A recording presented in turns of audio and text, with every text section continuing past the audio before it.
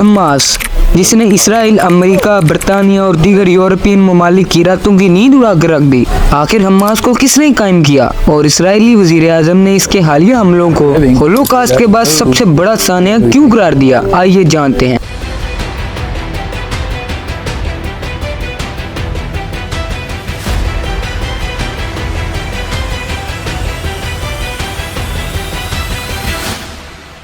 میں ہوں عمر روان اور فیکٹس بائی عمر کی نئی ویڈیو میں آپ سب کو خوش آمدید۔ دوستو، فلسطین اور اسرائیل کی لڑائی اسرائیل کے فلسطین پر ناجائز قبضے کے وقت سے چلی آ رہی ہے۔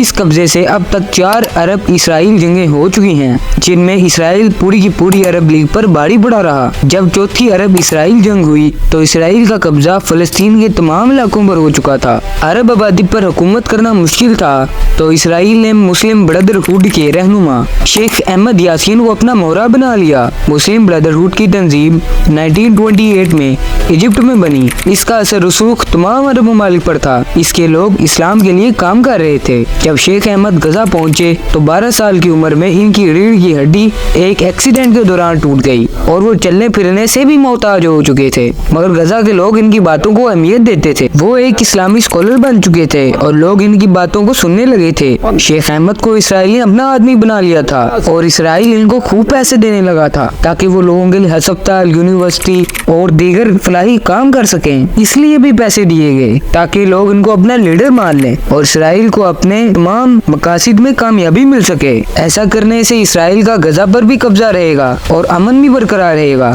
یہ پورا پلان اسرائیل کی خفیہ ایجنسی موساد کا تھا۔ اس کے علاوہ اسرائیل کا دوسرا پلان بھی تھا اور وہ یہ تھا کہ اسرائیل PLO یعنی فلسطین لبریشن آرگنائزیشن کو کمزور کرے اور اس کام میں شیخ احمد یاسین اس کا ساتھ دیں۔ اس PLO کا واحد مقصد فلسطین کی آزادی تھا۔ جب اسرائیل، ایجپٹ اور جارڈن کے درمیان پیس ایگریمنٹ ہو گیا تو اسرائیل کے لیے واحد مسئلہ PLO ہی تھا۔ اس سلسلے میں اسرائیل نے اپنی ایجنسی موساد کی مدد سے غزہ کی شیخ احمد کو اور پیسے دینے شروع کر دیے اور شیخ احمد یاسین نے غزہ میں غزہ کا ایک گروپ بنا لیا جسے حماس کا نام دیا گیا۔ اسرائیل نے پیسے ہی نہیں دیے بلکہ ہتھیار بھی دیے تاکہ اگر PLO کا عمل دخل غزہ میں بڑھے تو حماس خود اس کے ساتھ ڈیل کر سکے۔ PLO غزہ میں اتنا طاقتور نہیں تھا جس کا فائدہ اٹھاتے ہوئے حماس غزہ میں زیادہ طاقتور ہو گیا۔ اب اسرائیل نے اعلانیہ طور پر حماس کو بنا دیا تھا۔ مسئلہ تو تب پیدا ہوا جب ایک ریفیوجی کیمپ جو غزہ اور اسرائیل کے بارڈر کے ساتھ تھا، اس کو اسرائیلی آرمی کی ایک ٹرک نے ٹکر مار دی۔ اس حادثے میں 4 لوگوں کی موت ہوئی،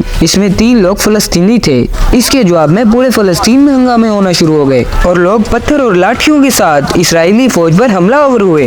اس اقدام کو فلسطینیوں میں پہلے انتفاضہ کے نام سے جانا جاتا ہے۔ لوگوں کے پاس ہتھیار نہ ہونے کی وجہ سے اسرائیل کھل کر ان پر حملہ تو نہ کر سکا تو اس نے دوسرا پلان بنایا۔ وہ پلان یہ تھا کہ شیخ احمد یاسین کے ذریعے اسرائیل پر حملہ کروایا جائے تاکہ اسرائیل کو دوبارہ حملہ کرنے کا جواز مل جائے اور وہ ویسٹ بینک سے PLO کو پوری طرح سے ختم کر دے۔ شیخ احمد تو اسرائیل کی بات ٹال ہی نہیں سکتے تھے تو انہوں نے بالکل ایسا ہی کیا۔ انہوں نے حماس کا ملیٹنٹ گروپ بنا لیا۔